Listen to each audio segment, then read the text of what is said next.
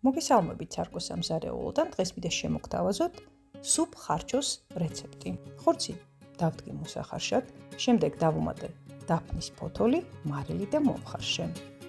30 გრამ კარაქს დავუმატე ხახვი, ნიური და მოვთუშე.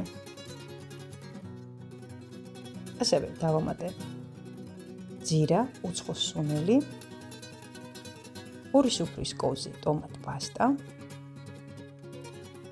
ავურიე მასას, დავუმატე ასევე 100 გრამი მრგვალი ბრინჯი, დავასხი ბულიონი,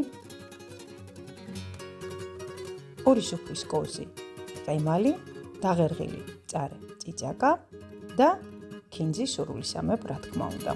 გამოვიდა ძალიან გემრიელი, რეცეპტი ხილავთ აღწერაში, მე კი ამით დაგემშვიდობებით. დროებით.